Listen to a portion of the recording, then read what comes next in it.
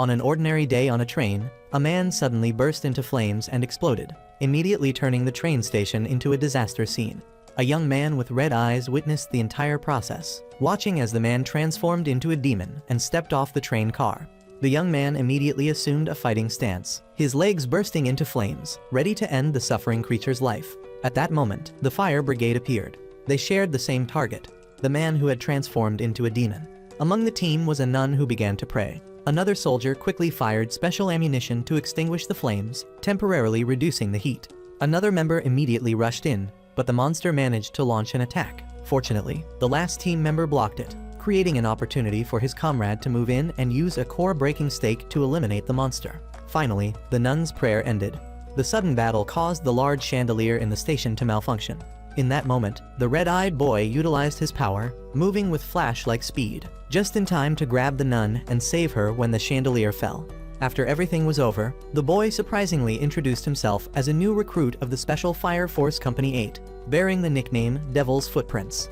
He also mentioned that he had a habit of smiling when in tense situation. Hearing this, Captain Obai immediately approached to intimidate him, but the boy smiled right in his face, making Obai find him both strange and interesting. The boy said he wanted to become a firefighter to be a hero, but given the profession's reliance on teamwork, this statement was immediately corrected by Commander Tekisa, who suggested that the boy's tainted past and terrible reputation couldn't be hidden, and if he was using the firefighter title to make up for his criminal label, it was truly a mistake. These words immediately wiped the smile from the boy's face.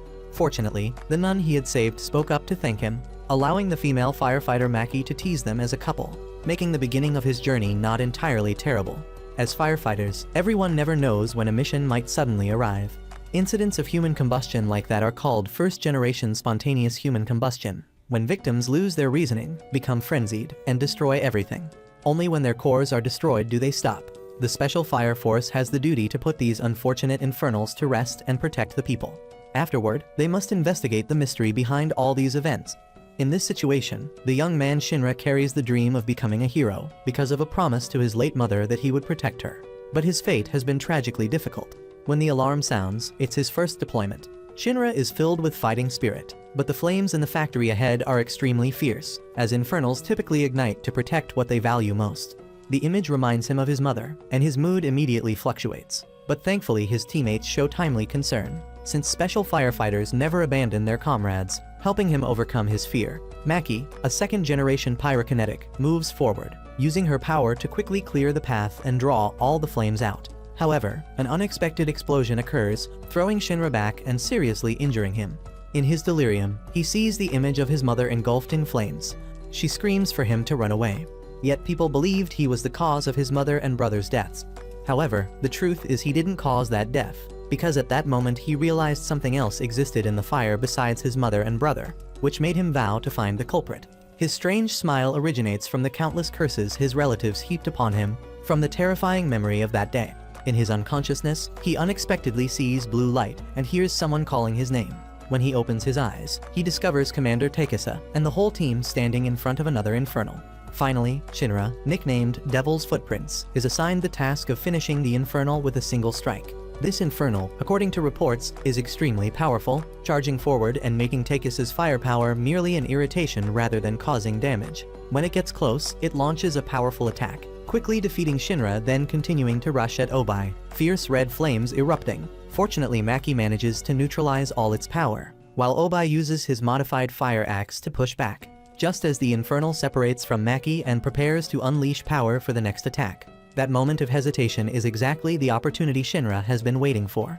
He once failed to keep his promise to protect his mother, and now is the time to fulfill that promise in another way, to prove that he is not a devil but a hero.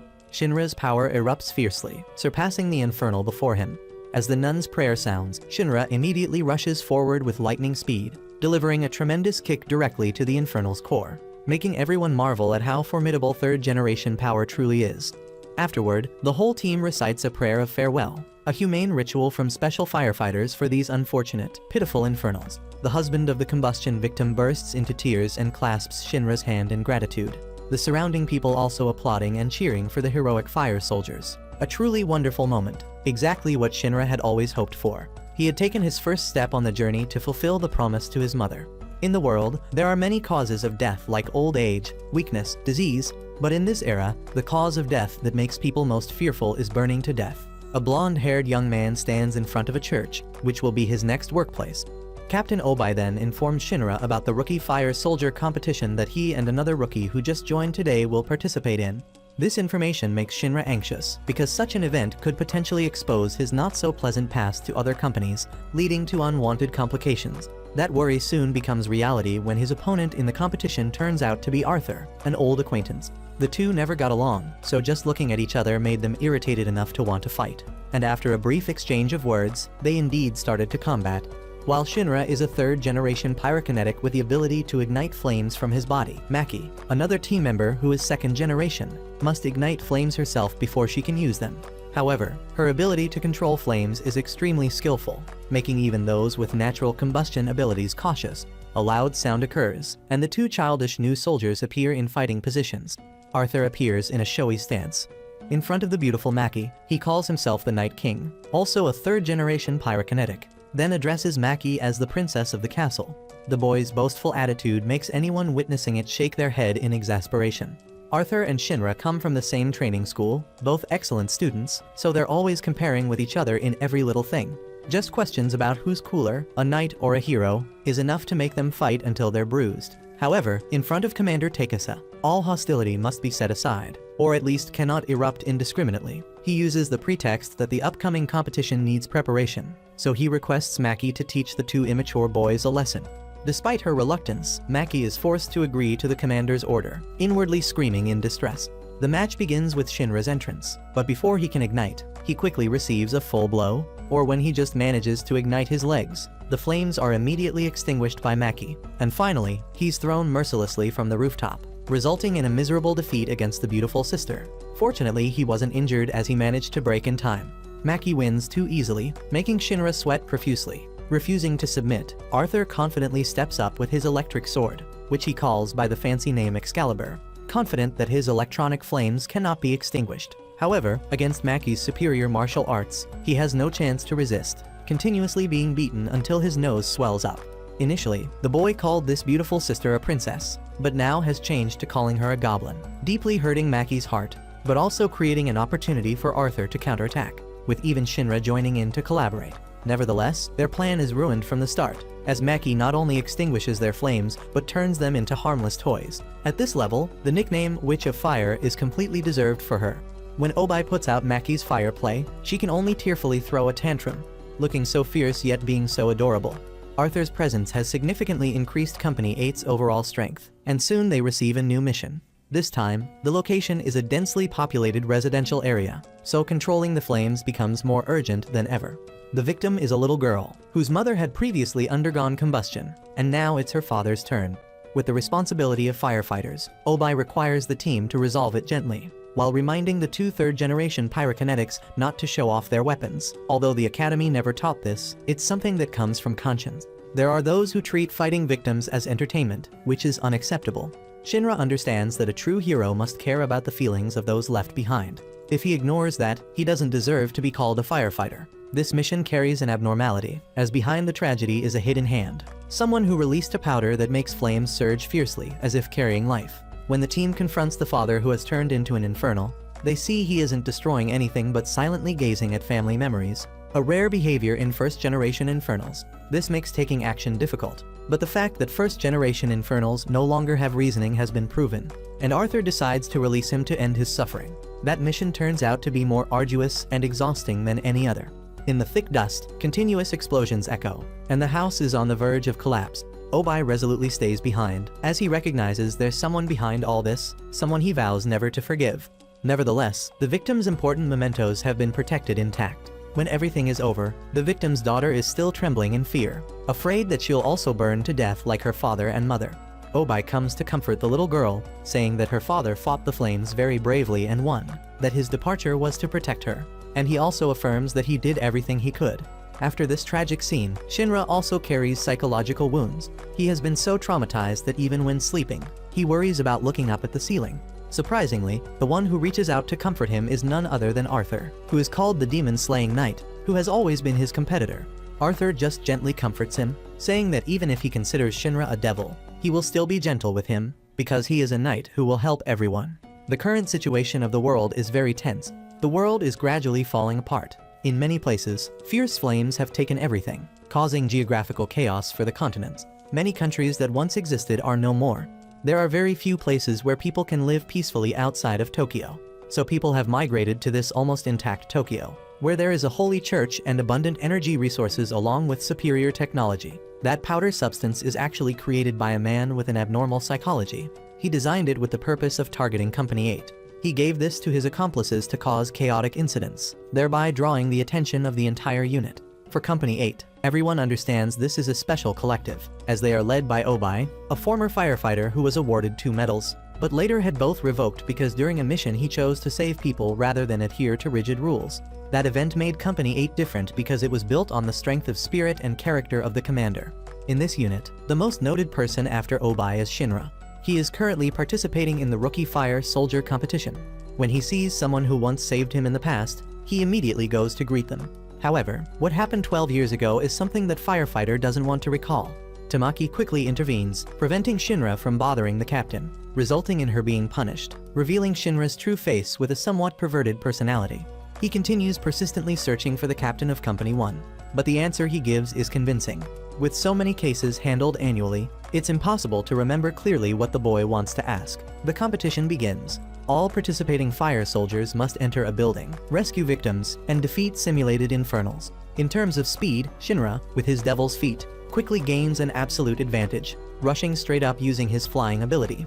But a surprise occurs when right inside that building, he encounters a mysterious figure, someone deliberately sabotaging the competition just to dialogue with him about the fire incident 12 years ago. He recalls the day Shinra's mother and brother died, and Shinra himself became a devil. The attitude of that person is not friendly at all, making Shinra immediately decide to prioritize saving people. But his lack of response angers the man, who intends to massacre all the victims in the building. In that situation, Shinra erupts with power and lunges up to fight. However, against the barrage of attacks, he struggles to counter effectively. The mysterious figure shows interest when mentioning that if Shinra wants to know the truth about 12 years ago, he must prove his capability. He uses a strange substance that explodes powerfully upon contact, sending Shinra flying. Despite good fighting instincts, compared to the opponent's rich experience, he is still at a disadvantage. The battle makes Shinra go crazy wanting to fight, but the other's weapons are too dangerous, forcing him to continuously retreat. The opponent doesn't treat this as an ordinary game, but a life or death match. Shinra is finally defeated. The stranger thinks the battle was too easy and intends to finish him. At that moment, the devil's killing intent in Shinra erupts, his smile causing the enemy to change his mind, even revealing a shocking secret that Shinra's brother is still alive. This information astonishes him, immediately questioning that if so, where is his brother now? Because when the fire occurred, everyone believed he had burned completely, even his bones.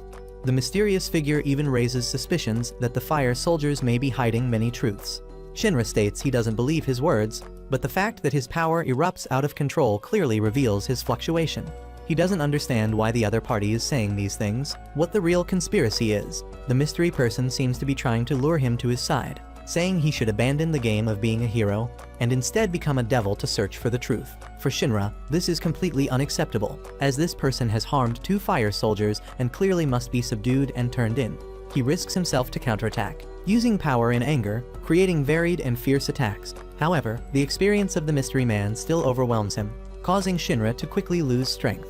Meanwhile, Arthur and Tamaki, also participating in the competition, heard the commotion and ran over. Shinra hurriedly reports that there's an intruder, requesting Arthur to immediately inform the captain. But the knight suspiciously thinks Shinra is making it up to steal credit, and swings his sword to charge. Arthur's skills and Tamaki's firepower still can't shake the person, even when he releases the dangerous dust. Fortunately, Shinra saves them just in time. The mysterious man only mocks that if he wants to be a hero, then try to save everyone. Then he releases all of his explosive material, leaving a message that he will always welcome Shinra to join. Understanding the danger level, Shinra urges his teammates to quickly save people. In that situation, Arthur is forced to cooperate seriously, and Tamaki also gives her all.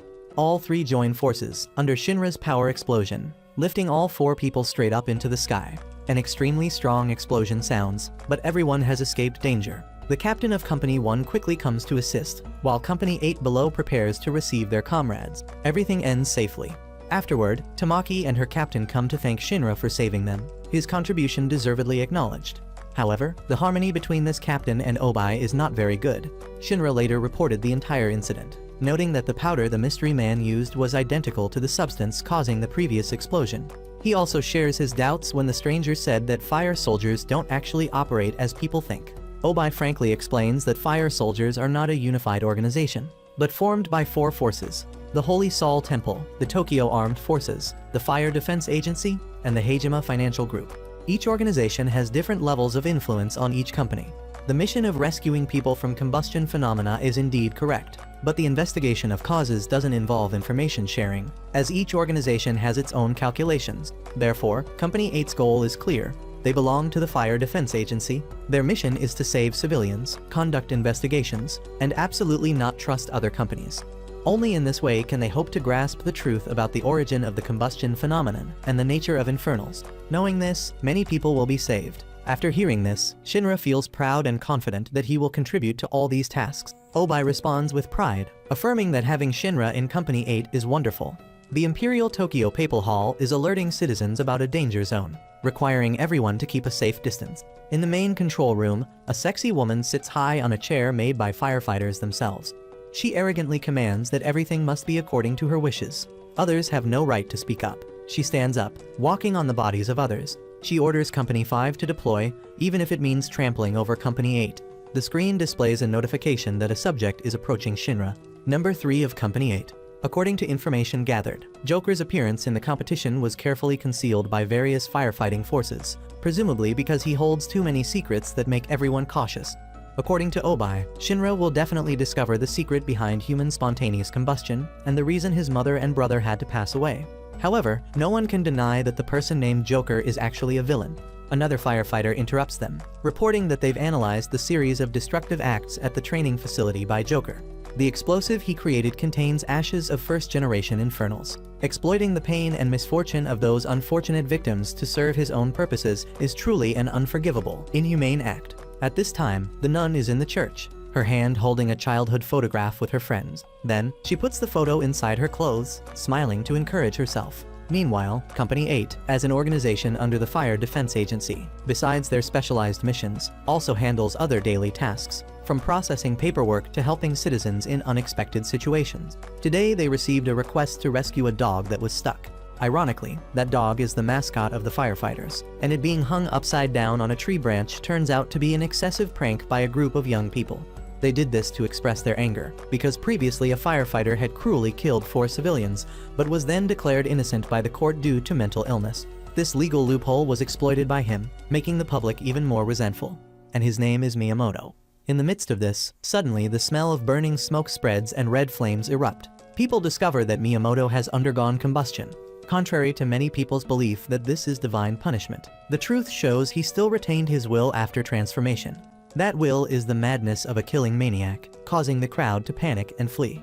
Miyamoto doesn't hesitate to torture the very lawyer who defended him, making the situation even more chaotic.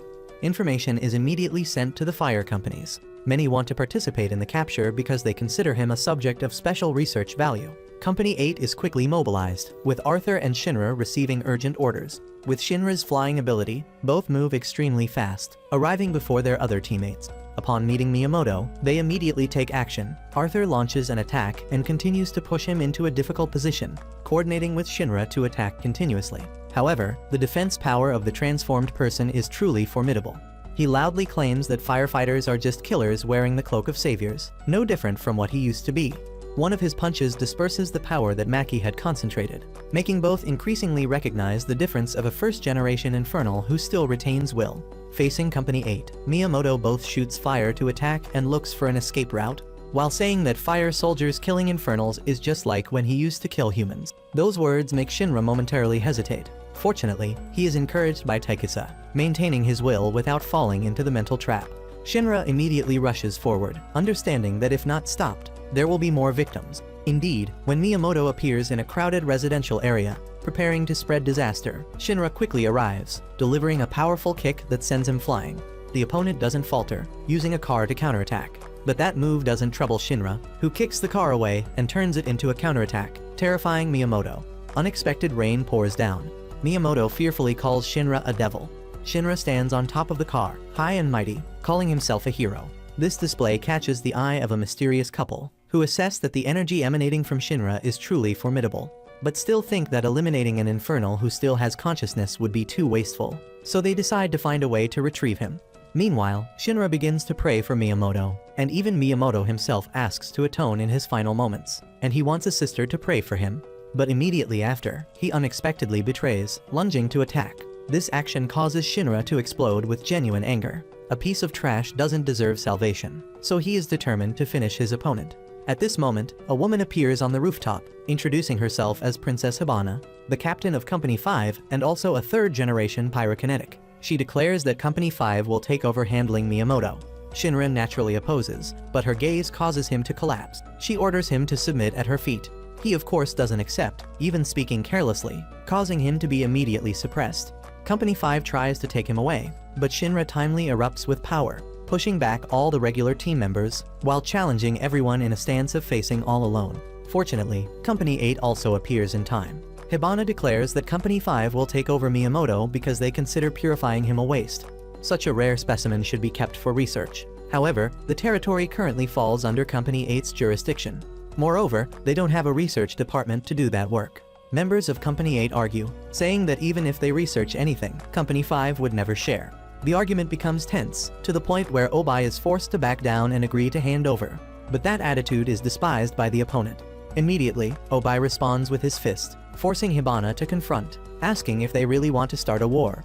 Obai asserts that he's conceding for the common benefit of humanity. But if it comes to fighting, Company 8 is not afraid. Hearing this, the opponent becomes uneasy and decides to withdraw, temporarily postponing the confrontation. The nun is praying by the fountain, in her head reminiscing about childhood memories. She used to run after a sister, chattering stories to that sister. And that sister is now the current captain of Company 5. Afterward, the entire church took a group photo together. Thinking about this, she sheds tears and calls Hibana her sister. Shinra, who happens to be jogging by, witnesses this scene. He shyly stands pressed against the wall. Seeing the nun walking out, he hurriedly apologizes to her. She also smiles kindly, saying it's because she was being inattentive. She encourages Shinra to continue training. That said, she asks permission to leave. Shinra calls after her, worriedly asking about what's troubling her, because helping others is also a duty of fire soldiers. However, she just smiles, saying she's fine, and then leaves. After returning, Obai doesn't need to mention the shadiness of Company 5 anymore, as everyone already understands the situation. From now on, the group's main task is to investigate and monitor those people. When listening to Obai's analysis, Shinra, who already knows part of it, appears somewhat distracted, while Arthur is only concerned with demonstrating his strength. Seeing the cheerful atmosphere, Maki and the nun also begin private conversations. All four aren't focusing on the lecture. That attitude makes Takisa coldly draw his gun, pointing it directly at everyone as if warning them. Because this is a team meeting, he doesn't allow anyone to have private conversations. Initially, everyone thinks he's just joking, but the sound of a shot and a bullet flying past makes the team panic. Fortunately, thanks to the ability to control explosive propellant of a second-generation pyrokinetic, the damage from the shot isn't great. Shinra only feels pain but isn't seriously injured, though still enough to make him sweat in fear. He thought it was just an air gun, but Takisa confirms it's real. Since Commander Takisa is a second-generation pyrokinetic, he can control flames, manipulating the force when firing the gun to not cause fatalities. This is Takisa's lesson that when facing later-generation pyrokinetics, no one can predict what will happen. Everyone needs to train and be more vigilant. Shinra, though angry, also understands his teammates' intention, while his indignation toward Company 5 increases, especially regarding how Hibana treats firefighting like a game and relies on illegal experiments to climb to the position of captain. Obai emphasizes that besides investigating, they must find ways to seize Hibana's research achievements, even using force if necessary, because the future combat power of Shinra and Arthur will play a key role. Indeed, those cruel research methods make even those who have become monsters unable to bear it. On this side, she is brutally torturing the prisoner Miyamoto, captured the day before, to force him to reveal information. Hibana behaves no differently than an addict finding pleasure in torture, which infuriates everyone in Company 8. Sister Iris is a special case, as this profession seems to exist only in Company 8. Since meeting Company 5, her attitude has changed noticeably, causing Shinra to care and want to find out why. Maki appears with news that Iris has left. She is now standing outside Company 5's gate requesting to see the captain, speaking out against those experiments as an insult to the divine. Those words anger Hibana, who immediately becomes furious and erupts with power, making Iris's clothes tear, looking very pitiful. Iris is both frightened and uses persuasive words to resist. In her panic, she even calls Hibana sister, revealing that perhaps the past between the two has a special connection. However, Hibana despises the nun profession, believing that deities don't exist, and nuns are just like mobile vases for fire soldiers. To her, deities don't exist. This world only belongs to those carrying the blood of demons. Eventually, Iris is knocked down, taken into Company 5's base, and turned into a tool to trap Company 8. A violent explosion sounds outside, breaking the quiet space, and Shinra appears with determination to rescue Iris at all costs. The entire Company 8 team immediately arrives. Obai assigns Takesa to quickly infiltrate inside to find Iris, while he and Maki will deal with the forces outside. Shinra doesn't hesitate to rush into action. Meanwhile, Takesa with his special gun shoots down each soldier blocking the way. Arthur rushes forward to finish off those who haven't fallen yet. Their coordination is almost perfect. Although Company 5 soldiers also have guns, they are completely at a disadvantage against Takesa's enhanced firepower. Not just guns, his martial arts skills are also superior, combined with flexible bullet control, causing all enemies to be swept clean. Arthur quickly follows Shinra deep into the base, but before they can regroup, they encounter a deformed old man, who used research results to increase Miyamoto's strength, making him no different than a monster. Meanwhile, Takesa's group is attacked by a new soldier from Company 5, who uses rubber balls that can explode with tremendous power. Fortunately, Maki manages to block them, but the situation is still extremely dangerous. The continuous explosions make it difficult for them to locate the enemy. Takesa is forced to use a sweeping tactic, adjusting the bullet trajectory based on the reflecting sparks upon collision, turning the bullet into a weapon with almost permanent motive power. Thanks to this, the enemy is defeated. He intends to interrogate to find where documents are stored, but a more dangerous opponent has appeared. Arthur at that time has to face the enhanced Miyamoto, whose continuous barrage of attacks overwhelms him. Though successfully dodging, when hearing him insult the dream of being a knight, Arthur can't contain his anger and charges forward, falling into a trap and taking a dangerous hit.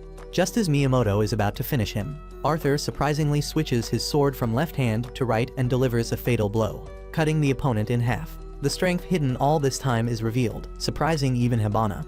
Her 3 loyal subordinates are also successively defeated, giving way to a new battle between the two sides. While Takesa and Maki take the opportunity to search for documents, Shinra's eyes are directed straight at the target he has longed to confront. Shinra enters inside Hibana's mansion, believing it's where Hibana resides, and today is the opportunity for Shinra to challenge a captain-level opponent to test his own strength. However, in his heart, he understands that if he can't find a way to counter the special move the opponent once demonstrated, the chance of victory is almost non-existent. The story between Hibana and Iris has also gradually been revealed, making the atmosphere even heavier. It's difficult to understand why Hibana still believes that deities are false, especially when she herself, along with the nuns, was once burned by flames. Fortunately, thanks to her 3rd-generation abilities, she survived. But from then on, she embarked on a path of brutal depravity with no way out. When Shinra appears, Iris immediately advises him to retreat, because more than anyone, she is the one who understands Hibana's terrifying power. Indeed, in just a moment when Shinra erupts with flames to charge forward, those eerie eyes immediately extinguish everything, even causing him to be hypnotized and immobilized, mercilessly trampled upon, unable to understand why he failed so quickly.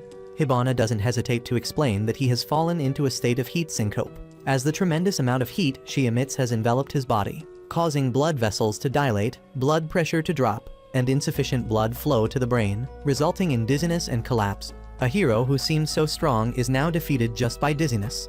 This truth is like a shameful stain weighing on Shinra's pride. He strains himself to stand up, telling himself that if this isn't an excessively powerful ability, then he can endure those negative effects, because a hero's courage doesn't allow him to fall. He declares himself a hero and boldly challenges once more.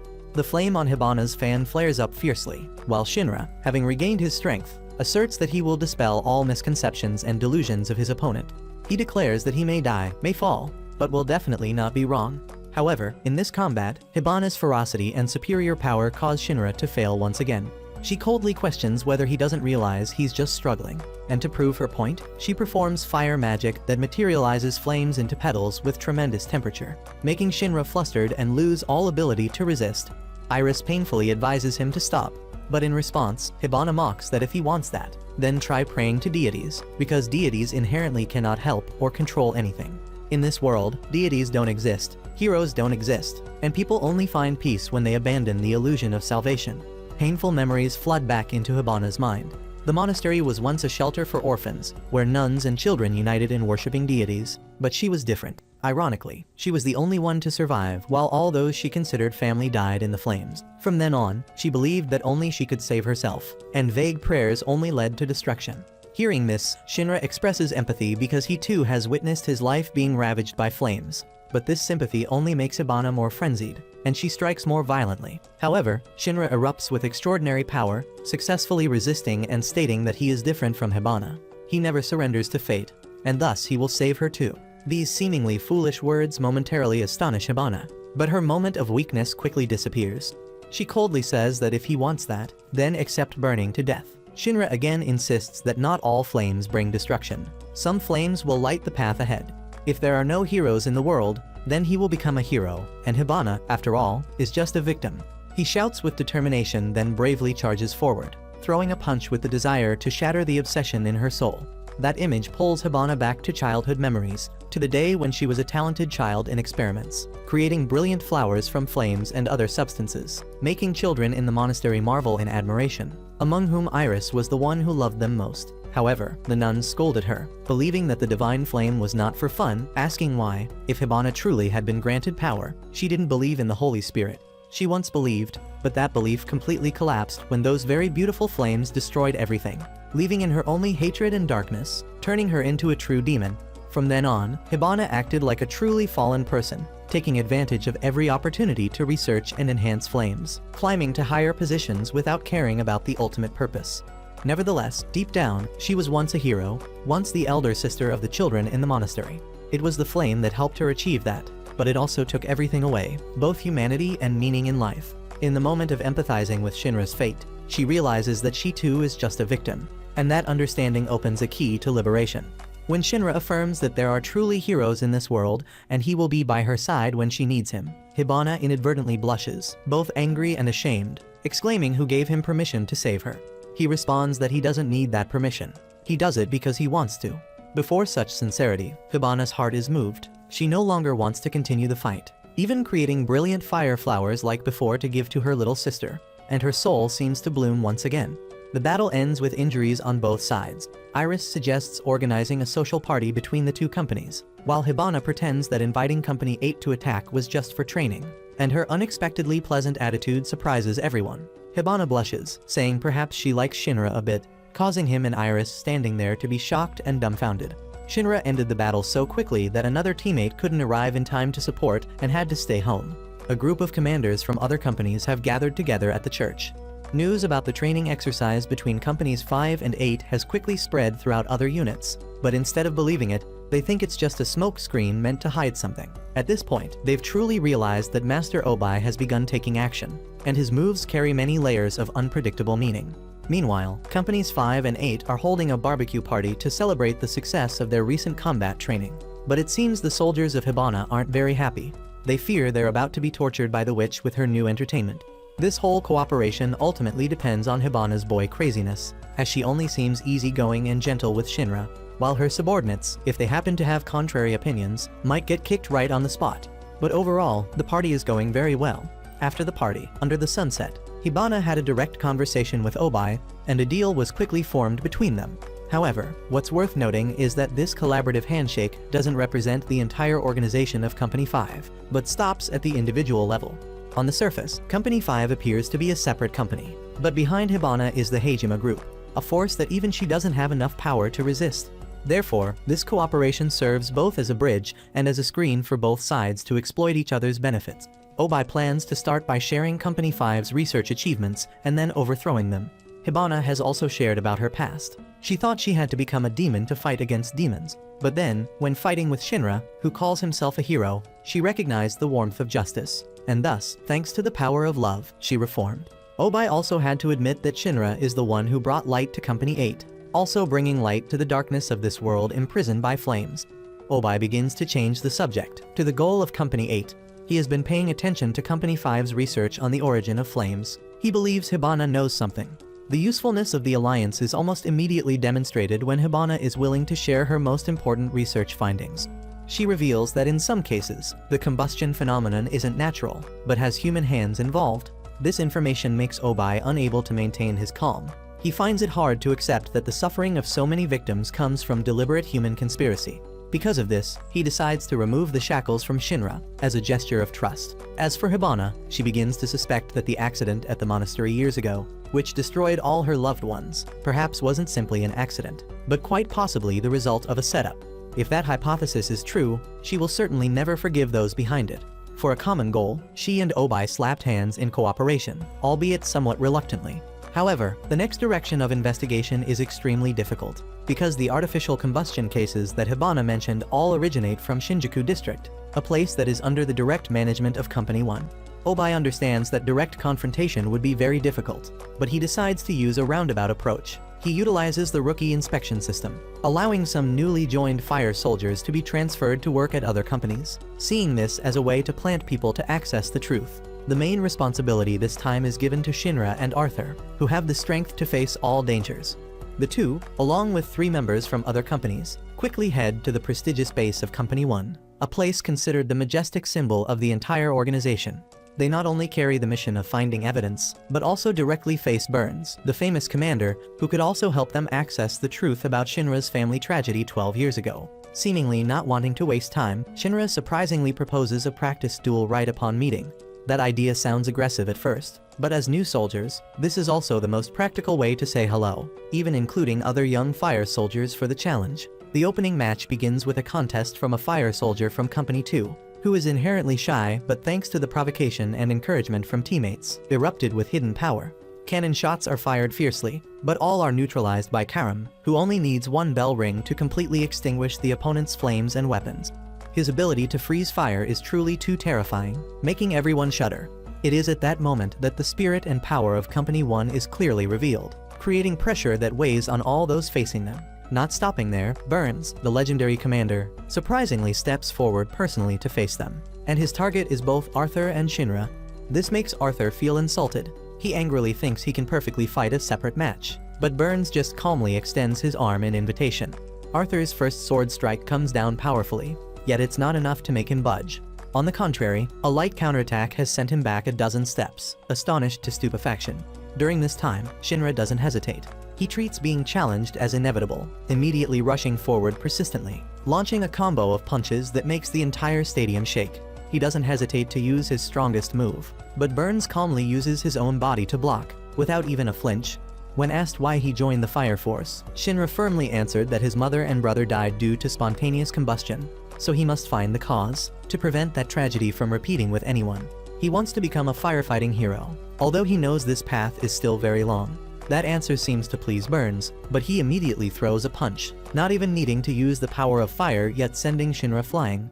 However, contrary to initial fears, both he and Arthur are recognized by Company 1, welcomed as worthy warriors, and that is a sign showing they have begun to be acknowledged for their abilities. Right at this moment, Tamaki has also rushed to hug a member of Company 1, putting on a very cute, obedient face. In the fog of the city, someone stands in a phone booth, reporting that the evangelization is going well. The spontaneous combustion will proceed without any obstacles. The person on the other end praises him, calling him an evangelist. During the research process, the experimental results that Hibana obtained revealed a shocking truth, that the cores of artificially induced combustion victims all contain a mysterious creature, which is an insect. This makes Shinra's group shudder because no one has ever thought about the possibility that some force would use living creatures as tools to spread disaster. The time limit for Shinra and Arthur to investigate Company 1 is only 1 month, and they must find clues leading to the combustion infernals within that month. But contrary to this urgency, Takisa and Hibana, using the excuse of visiting, appear at the barracks every day, acting leisurely as if not caring about gathering evidence, making everyone wonder how they actually want to investigate. Strangely, though, Company 1 seems to neither care nor prevent this. If it were at Hibana's Company 5, people wouldn't welcome outsiders so warmly. The next clues reveal the possibility that the culprit is right among the fire soldiers, as the combustion incidents always occur in secret places that only fire soldiers can access or at sealed crime scenes. Shinra and Arthur are sitting eating with everyone. They discuss reasons for becoming firefighters. Shinra dreams of being a hero saving the world. Arthur because he imagines himself a knight. And this light blonde-haired friend simply wants to be admired by girls. The other timid friend sitting beside them thinks everyone is so wonderful, because he doesn't have any talent or grand goals. Tamaki comes over, interrupting the conversation, saying it's time for assembly. The alarm signaling the appearance of an infernal sounds. The opportunity for Shinra to act comes when he's deployed under Commander Flam's orders. This time, Company 1's forces are mobilized in extremely large numbers, as they have to deal with a mass combustion incident. 5 victims simultaneously make the situation chaotic. But with so many people, Arthur and Shinra are only assigned to stand guard, a boring task that makes it difficult for them to access the truth. Right at that moment, Shinra suddenly senses a strange energy source. He witnesses firsthand a man being infected with insects by a mysterious figure and immediately turning into a combustion human. This is a rare opportunity. He doesn't hesitate to chase after the perpetrator, leaving the victim to Company 1's forces. The pursuit leads him to the end of a road, but instead of catching the suspect, Shinra only sees senior members of Company 1 standing imposingly. Arthur immediately gets hot-headed, wanting to rush into battle, but Shinra stops him in time because he recognizes the danger. Without evidence, acting in a narrow alley would be like pushing themselves into a situation where they could be silenced. Tamaki is also present. She reports that thanks to the 2 commanders, all the victims have been peacefully laid to rest. The image of this innocent, sweet girl makes Shinra can't help but doubt, wondering if it's possible for someone like her to aid in such brutal crimes. The only harvest this time is that both of them have witnessed firsthand how victims are harmed. Though meager, it's enough for them to determine they must directly investigate the 2 commanders. That determination leads Shinra and Arthur to check Karam's room.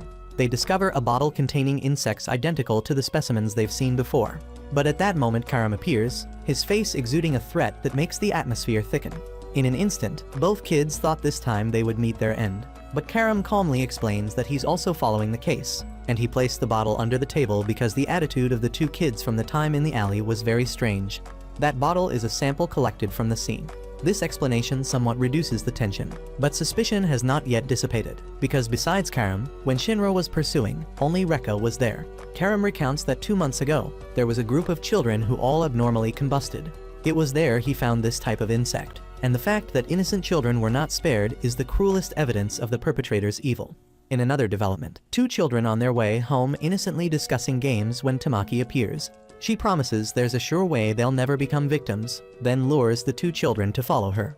Those words actually come from Rekka's instructions. He poses as a kind person, playing the role of an evangelist spreading false hope. Tamaki, out of trust, agrees to go along. She wants to witness firsthand the miracle he promises. But as soon as they enter the abandoned house, she's invited by Rekka to step aside so he can do his work. Out of curiosity about how the evangelization would take place, she gets hugged by him so tightly that she faints. Afterward, tragedy begins when the children's mother, worried for her kids, follows them, becoming the first victim to be invaded by insects and die tragically, while Arthur and Shinra secretly coordinate with Karam to find a way to save the sobbing children. Rekka's words resound like an eerie music. He encourages the children to bravely face the flames, saying that as long as they're not afraid, they'll overcome, but it's all cruel boasting. Tamaki awakes in shock. She's devastated to realize the commander she once admired is a disguised psychopath. When she resists, she's immediately brutally beaten. He declares he won't stop until he finds the guide. In his eyes, this is a sacred mission. In desperation, Tamaki can only watch the next child about to be turned into an experimental subject. The helplessness makes her scream, but that hopeless cry for help accidentally helps Shinra locate the hiding place. Rekka is delighted to see the flames gradually die down while the child survives. He asserts he's found the guide, excited to the point of wanting to expand the experiment on many other children, seeing it as evidence for the path he's chosen. Tamaki desperately cries, condemning his insanity, which angers Rekka. He punishes her with brutal blows, scolding that she's hindering the children from stepping into glory. Just as he raises his hand to finish her off, a blinding light descends from above. Shinra arrives like thunder. His straight kick to the face sends Rekka deep into the floor. Tamaki is saved. She breaks down sobbing as never before, both from pain and from relief at escaping the nightmare. Rekka was once a hero in Tamaki's heart. During a mission with a combustion infernal, she always ran after him and looked at him with admiring eyes. Rekka was always reckless, and Rekka claimed that he could be so daring because Karam was behind him. And Rekka always smiled brightly. Tamaki greatly admired the 3 of them. She thought they looked so cool because they always supported each other. However, the commander she always trusted now brutally abuses her. Fortunately, at the most critical moment, Shinra came diving down from the sky to save her, making her cry with tears streaming down her face. The shock that Tamaki had to endure today was truly too great, making her realize just how wonderful it is to still be alive. However, while everyone was still stunned, Rekka had struggled to his feet and immediately counterattacked. The punch he threw was extremely powerful, the speed incredibly fast, making it difficult for the person facing him to maneuver. Fortunately, in battle, Shinra had already defeated a captain. That valuable experience helped him react in time to quickly counter.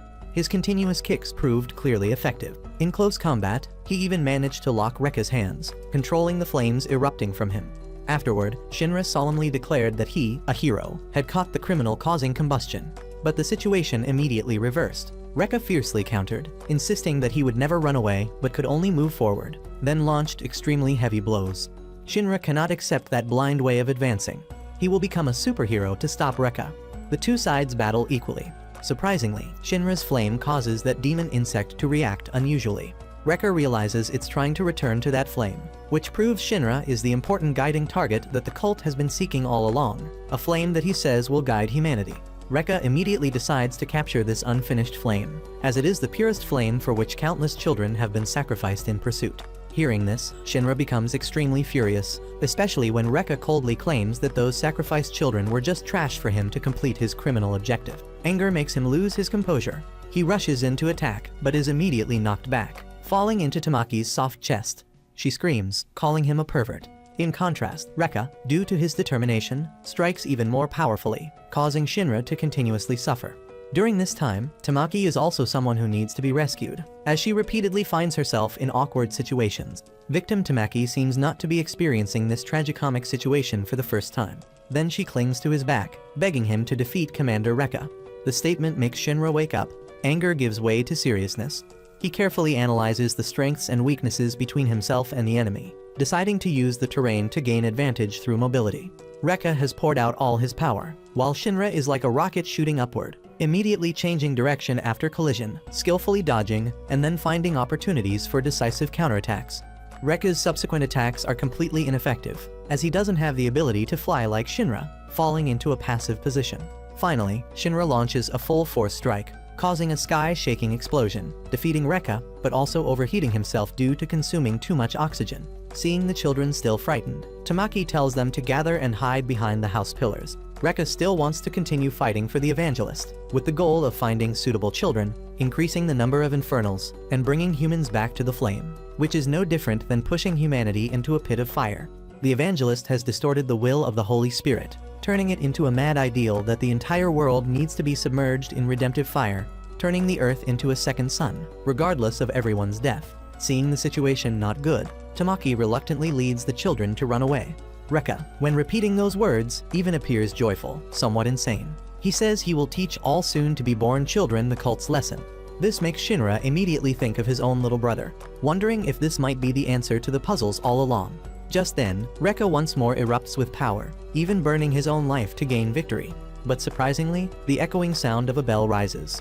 Karam appears just in time, freezing the madman who was once a close friend. As Karam once said, he would always be behind Rekka.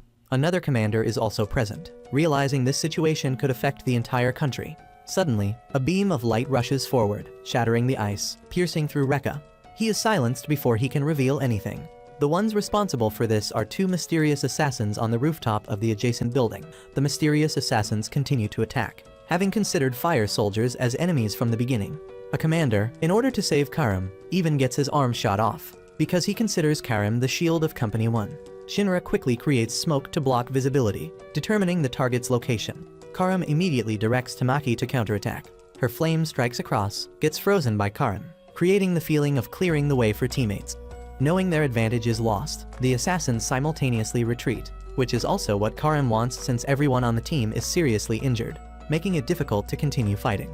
If they chase after them now, they'll overheat and die. Although not strong enough to pursue, Shinra's target is clear, the evangelist. The tattered Tamaki is lent Karam's jacket to wear temporarily. She will be disciplined for bringing the children to this place. After all, Karam still wonders why the passionate Rekka of years past turned into such a villain, or if he was like that from the beginning. But even so, they were still friends. The investigation of Company 8 also shows results. The next target is the cult, where Karam wants to join hands to avenge the fallen friend. After this event, a series of other incidents occur. Company 1 is swamped with reports, forcing them to cancel rookie training. Arthur goes missing while tracking Rekka, forcing them to urgently search for him. Shinra, at that time, feels like he's returning home. Surprisingly, at Company 8, Tamaki also appears. Due to her heavy involvement in the recent incident, she's temporarily suspended from Company 1 and recruited by Company 8. Shinra shyly asks for her contact number, while she, also embarrassed, presses her chest against his face. At this moment, Arthur is in a strange place. In a church, the priest is sitting at the highest position. He orders the captains to be gathered. Today, Captain Obai's cabinet has again been messed with by someone playing a prank. He angrily runs to the dining room to accuse Shinra, but this time Shinra is completely innocent. Hibana lovingly reminds Obai that Shinra is eating the love lunch she prepared, so Obai is not allowed to disturb him. This time, Hibana wants Obai to attend the captain's meeting of all companies with her.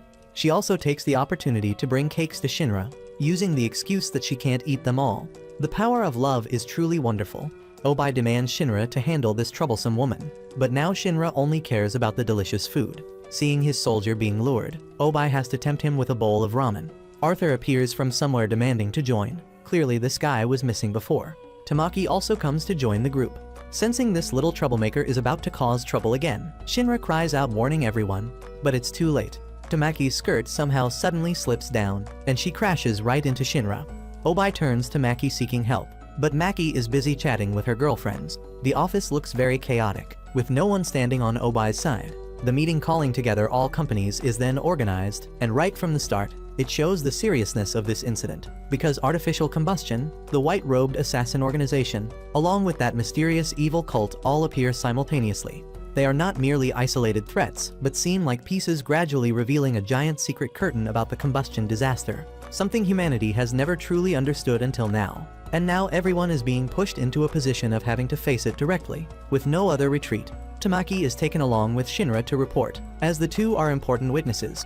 This meeting doesn't take place at a normal location, but is organized at the most important place of the entire Sun Empire, which is the Eternal Energy Plant, a gigantic structure capable of providing energy for the entire Tokyo capital. The choice of this place further shows the vital nature of the discussion, because if something happens here, the entire country will fall into chaos. Right there, the Heijima group also takes the opportunity to send a warning to Hibana that she has become too close to Company 8, implying that if she continues like this, she may face unpredictable troubles. Afterward, all captains of the 8 companies are successively granted an audience with the Emperor of the Tokyo Empire, the monarch who leads the entire nation. He clearly states that there is currently an organization operating covertly, and it has directly threatened the safety of the entire country. So all companies need to act in the name of Sol, the Sun God. This call, originally meant to unite, immediately faces public mockery from Benimaru, known as the strongest fire soldier currently.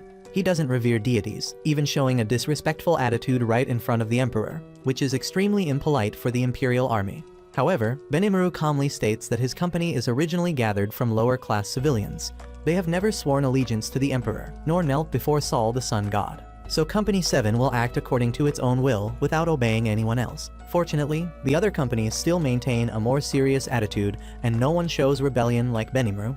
Right then, the emperor calls out Shinra's name, directly asking about the pure flame that he possesses, a flame considered the first ray of light that Sol, the Sun God, used to create the world, and also the energy that has helped the Amaterasu plant operate for many years.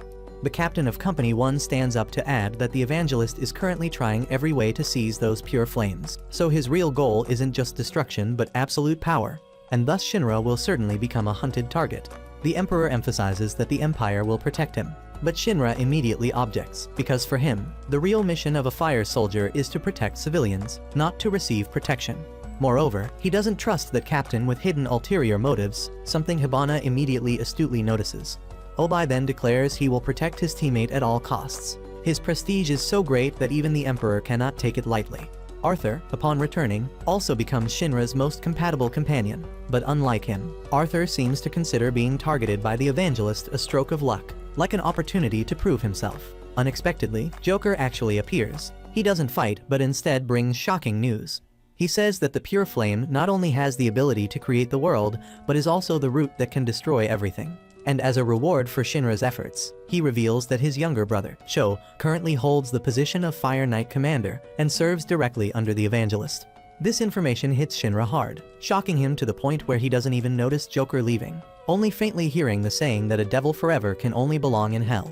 After that meeting, the mission to find the evangelist officially begins. Company 8 starts reviewing all data on fire incidents to find clues, and as for Shinra, he has no other choice but to prepare mentally to confront his own brother, because if Sho has truly gone astray, then stopping him is also the only way for Shinra to keep his promise to his mother from years ago. During a meal with his teammates, Shinra finally confesses everything he knows. Although the information from Joker isn't absolutely reliable, Obai directly asks him if he wants to believe his brother is still alive, and Shinra firmly asserts that of course he does. Because of this, both Obai and Takisa declare they will adjust their action strategy based on that foundation, which makes Shinra feel incredibly warm, as he knows he's no longer alone on the difficult road ahead. At another mysterious place, Shinra's long-lost younger brother, Sho, is sitting higher than everyone else. The report about incidents related to the white-robed gang just discovered has been presented by Obai to everyone. This was Company 8's first case, right after Maki and the sister joined. Hearing this, Shinra wondered about the reason for Company 8's establishment. Even the sister had never heard of this case. Takisa and Obai glanced at each other, and after passing the buck back and forth, they decided to tell the truth to the youngsters.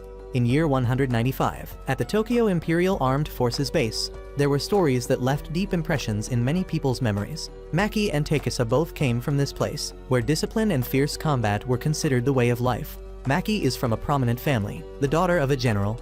Although she looked thin and weak, she always tried twice as hard as others. Takisa saw her as just a young lady hiding behind her father, too kind-hearted to become a soldier, and he thought this girl was just making useless efforts. The friend beside him scolded Takisa for always judging others, looking like an extremely cute girl. Then the friend said he would go to the church to baptize his gun, and invited Takisa to come along. Takisa thought it was useless, and he didn't believe in deities. Whether baptized or not, a gun is always a thing for killing. Although Takisa looked rigid and cold, that friend had realized he was actually very kind, like how he was cleaning up the food tray after meals for him. However, tragedy struck Takisa when his best and only friend unfortunately fell into a state of combustion. In his final moments, while still maintaining some self-control, he earnestly asked Takisa to finish him off to avoid prolonged suffering and prevent himself from losing control and harming others. But Takisa couldn't bring himself to harm his friend. His trembling hands could only helplessly watch as his friend was consumed by the barrage of bullets that other fire soldiers fired to end him. Takisa was confused. He should have followed reason and shot him, but he couldn't do it. The only thing left was the baptized gun, a memento containing suffering mixed with regret. And later someone said that perhaps any victim shot with that gun would pass away more peacefully. Takisa changed the ownership name of that gun to his own and carried it with him. During those days, Obai was still just an ordinary firefighter. However, he and Takisa witnessed the painful truth that many prestigious fire soldiers in the system only saw solving the combustion disaster as a way to score points, as an achievement to reach, rather than for the victim's pain or the peace of their loved one. The people who were praised didn't truly fight out of kindness, which left a great disappointment in Obai. From then on, he and Takisa decided to join forces. They didn't care about points or rewards, and they would be disciplined because they had no right to enter there. But the only thing they both wanted to do was to deal with infernals, so those unfortunate souls could rest in peace. Takisa had talked about how he had pointed a gun at his best friend the day before, but couldn't take action against him. Although not a worshipper of Saul, Obai couldn't shoot his close friend with an unbaptized gun. They opened the door and entered the room, discovering an infernal. Takisa pointed his gun at him, while Obai prayed beside him. And so the two defeated that one. Going outside, they complimented each other as brave people. And thus Obai decided to establish a fire force company. He couldn't watch innocent people burn to death, and he wanted to recruit Takisa. It was precisely these actions of exceeding authority that caused Obai's contributions to be completely stripped away, his medals to be removed, and Takisa to face even heavier consequences, being expelled from the army. However, from that loss, they sowed a new beginning. In hardship and shortage, Company 8 was established, a unit that carries the true meaning of humanity and exists with the real purpose of helping people. When initially established, Company 8 had only 2 people. Takisa wanted to recruit another acquaintance from school, someone who, although useless, was diligent and hardworking. That person was Maki. Yet Maki thought she was recruited because she was too talented. The very first case that Company 8 resolved left a deep impression. It was an infernal wearing white clothes, and after they helped that victim rest in peace, a mysterious company quickly appeared to clean up the entire scene. What's worth mentioning is that the incident took place in Company 7's territory, where Benimaru was the commander. Benimaru was famous for extremely disliking being bothered. Especially the restrictive rules coming from the emperor made him even more annoyed. But people really liked him. An old lady gave him a bag of steamed buns, and he brought them home for the children to eat deliciously. His attitude toward Company 8 was also not very friendly, even publicly claiming that all stories about the evangelist were just meaningless fabrications. Benimaru's carefree attitude and overly domineering behavior made Shinra unable to control himself. He immediately issued a challenge, not wanting to hear more of that contempt. Just as the atmosphere became tense, an urgent notification about another combustion case rang out. Benimaru immediately jumped in to handle it, but his method left everyone astounded. First, he twirled a staff, then threw it straight away, that power destroying a series of houses along the road. Then, he used another staff as a flying tool, quickly approaching the area with victims. With both strange and fierce movements, Benimaru continuously threw many other staffs, smashing countless surrounding structures. When nearing the victim, he coldly affirmed that the elderly man could no longer cause destruction, then immediately broke his core. The surprise was that the victim's face at death didn't carry pain, but instead, a hint of peacefulness as if relieved from a burden. The old lady explained that they could rebuild any number of houses, and they wanted the victim to be buried with solemn rituals. Benimaru's way of helping victims rest was strange, somewhat violent and difficult to understand, yet containing humanity from another perspective. Because of this, all the citizens in this district hold a special respect for him, and they even think that if they could die, they would want to die under Benimaru's hands. The funeral was then organized on a scale like a grand festival, not only to send off the departed to their final resting place, but also as spiritual consolation for those still living. The architecture, houses, and structures that were destroyed in the battle were quickly rebuilt, and arranging temporary accommodation for citizens who lost their homes also became a familiar task that Company 7 always undertook. Shinra and everyone else marveled at the strange way Company 7 worked. It was precisely that enthusiasm and sense of responsibility that made Shinra want to lend a hand, and not just him, but also other members of Company 8 unanimously participated enthusiastically. However, news about this cooperation soon reached the ears of the white-robed assassins. They realized that Company 8 always appeared blocking their way, and guessed that Company 8 was investigating them. To avenge their previous defeat, their evangelist issued a cruel order: to erase all fire soldiers, to destroy everything by bringing along a swarm of insects and machinery. Benimaru was treating Conro's wounds when suddenly Shinra proactively came to request an exchange. It seems the children here really value him, so Conro thought he was a good person. Company 8 is full of warmth, very different from other companies. Benimaru gradually accepts cooperation with Company 8, so Benimaru decided to cooperate. Conro was originally a third generation, had reached the combustion limit, but due to responsibility to the mission, still struggled to use his power, causing his body to gradually turn into charcoal. After several collaborations and conversations, members of Companies 7 and 8 became gradually closer. The next night, while wandering around, Benimaru happened to eavesdrop on a conversation between Obai and Tekisa, in which ambiguous words about a conspiracy to turn others into infernals rang out. Anger immediately exploded. He couldn't hold back and erupted with tremendous power, causing the other two to panic and run away as if not knowing what happened.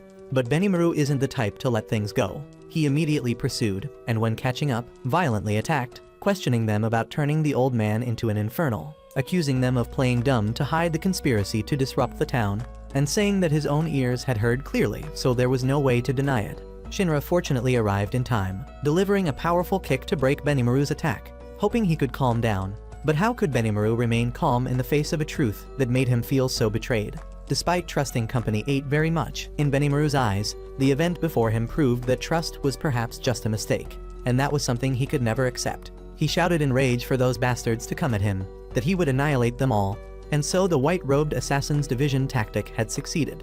Tekisa was the first force to draw his gun to cope, while Obai ran off to prepare for the next steps.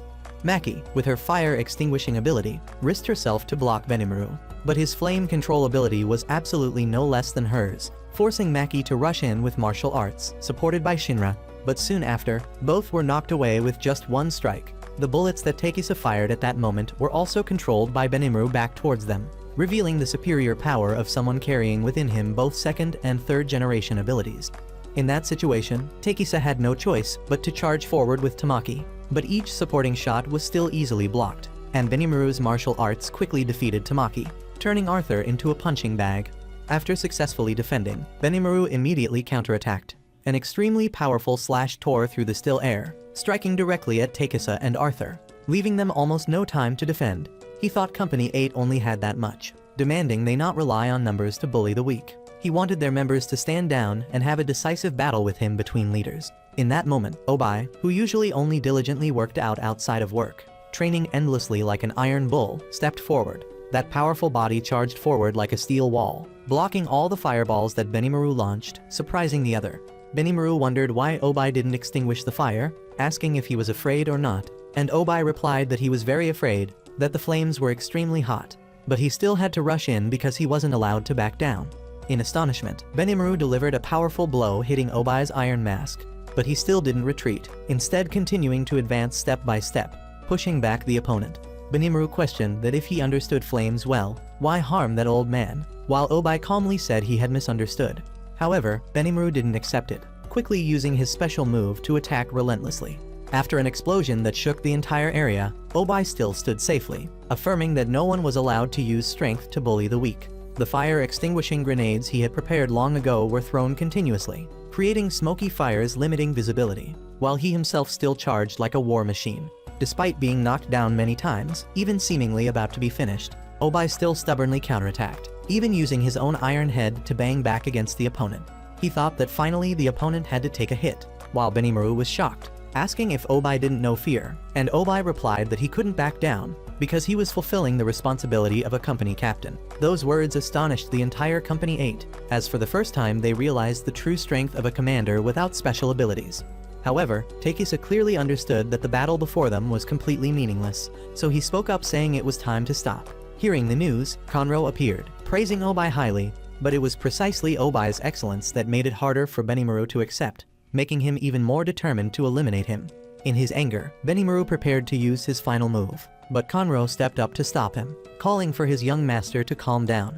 Benimaru shouted that he had been mistaken, that he couldn't believe it, and resolutely decided to take action. But surprisingly, Conro accepted to use his own power to block him, begging him to listen to Company 8's explanation. Seeing the charcoal marks spreading on his trusted subordinate's body, Benimaru gradually cooled down, deciding to restrain his power. The truth was gradually told. At that time, Obai and Takisa were just going to buy groceries, and the entire conspiracy was set up by assassins, tricking Shinra to call Benimaru to the alley to witness a false play. Curious, Benimaru continued to ask the citizens, discovering that they all respected Conro's face by hiding many things. And then, the old story was recalled, about a time when both weren't yet fire soldiers but still carried within them abilities. During a large-scale combustion incident, both were exhausted, and at that moment, a real demon appeared, something terrible unlike normal infernals, forcing Conro to push Benimaru out so he could fight alone, even though he had reached his combustion limit. The next morning when he woke up, Benimaru realized that Conro had fallen into a state where his body began to deform. He was extremely distressed because he himself hadn't been able to fight beside him. At this point, Conro's health was also depleted, and the biggest question was who would stand up to bear the responsibility of protecting this entire district. The answer being none other than himself, Benimaru, whom everyone relied on. Also on that very day, the fire force only appeared after everything was over. They used the excuse that the captain of Company 4 wanted to represent the Empire in recruiting to turn Benimaru's company into part of Company 7. The deep reason was that the Empire feared their rare power would cause a rebellion after the recent tragedy, and thus the fact that Company 7 doesn't obey the Emperor's orders is understandable, as both sides are just using each other for their own purposes. One side wants to pacify, the other wants to hold real power to act more favorably. At this time, when Benimaru walked to the trading area, he witnessed many citizens arguing, even scuffling. After trying to intervene and then inquiring, he discovered that all the people there were in a situation similar to his own. The appearance of numerous cases of mistaken identity in just one night was truly unacceptable. Even two people who were close friends fell into dispute, each suspecting the other wasn't the real person but an imposter. Although the two girls arguing looked quite cute, this chaos had made the scene extremely messy. Surprisingly, at that moment, Arthur jumped into the middle of the conflict, delivering a knee straight to Hika's face, then beating her cruelly until she fainted. This brutal, inhumane action immediately angered the other members of Company 8, who prepared to punish him. But Arthur claimed that the person he had just attacked was just a small old man disguised as Hika. Immediately after, that guy revealed his true form, a sight that shocked Conro unbelievably. This face transformation turned out to be a tactic of a white-robed assassin, and according to him, this was just the beginning of the plan to turn this place into a sea of flames once again. Benimaru, at that moment, completely didn't understand what was happening. In his mind, he briefly thought maybe those fox spirits that only exist in legends had truly appeared. Suddenly, combustion flames simultaneously erupted everywhere, causing him extreme panic. The white-robed assassins immediately took advantage of this chaos to launch an attack on Company 8. Although they hurriedly tried to rescue civilians and evacuate the injured, time was running out. The opponent struck too suddenly and possessed power far beyond expectation. To the extent that even Maki's fire extinguishing ability couldn't suppress it, she could only make the flames harmless. Fortunately, at that moment, Shinra quickly volunteered to rush into battle. However, before he could determine the enemy's position, he was hit by a sudden attack. The enemies moved in completely unpredictable trajectories, fully exploiting the chaos, making Shinra confused and unable to find direction. Luckily, Arthur coordinated with Shinra. Thanks to the fact that the opponents only focused on misdirecting one person, he could signal Arthur to precisely locate the target. Although the imposter was captured and interrogated, he refused to reveal any information, even using firebugs to commit suicide to keep secrets. This crazy action made Conro understand for the first time the existence of artificial combustion. But unfortunately, that realization came too late because the chaotic scene had spread everywhere. Eliminating infernals was simple, but pacifying the citizens was an extremely difficult task. Even Benimaru felt powerless. At that moment, Shinra suddenly fell into an ambush. He fell down, thinking this time he would meet his ancestors. Luckily, he wasn't harmed, and after discovering traces of an assassin, he immediately gave chase, but fell right into the ambush circle of another person. This one possessed extremely formidable close combat abilities. He quickly controlled Shinra, and at that same moment, the first assassin drew his bow to shoot an extremely fast arrow. Fortunately, Arthur rushed in just in time to block the blow. Shinra also counterattacked decisively, and from here, a direct 2-on-2 battle truly began. The knife wielder charged straight in to attack, his coat flying to provide cover for the archer to have a chance to shoot arrows unexpectedly. However, that treacherous arrow was blocked by Arthur. Compared to the smooth coordination of the opponents, the Shinra and Arthur pair initially seemed a bit confused, quickly being pushed back. The archer continuously shot arrows to suppress from a distance, while the knife wielder directly confronted Shinra. The battle turned into a genuine fierce exchange. The dangerous explosive arrows and the unbelievably fast knife speed had put both at a disadvantage. However, just as the knife wielder prepared to deliver the finishing blow, their timely coordination reversed the situation, forcing both sides to seriously collaborate to create tactics. They decided to separate the enemies. Shinra, with his fast speed, took on the archer to address the visibility issue, while Arthur would directly confront the knife wielder. After the clear strategy was applied, the situation immediately changed. Shinra and Arthur were not inferior in strength. They quickly approached the archer, taking advantage of the knife wielder's weakness to switch targets. The first hit landed directly on the archer. Shinra immediately switched to supporting Arthur and attacking the knife wielder, forcing the archer to risk himself to return and save his teammate. Their defeat gradually became apparent. In a desperate situation, the knife wielder asked his comrade to retreat, then took out something called a devil bug and swallowed it frantically. Meanwhile, in another development, Conro was trying hard to find Benimaru's whereabouts. Benimaru at this time was also fighting an infernal. He looked in a bad mood, and it seemed this battle was also quite difficult.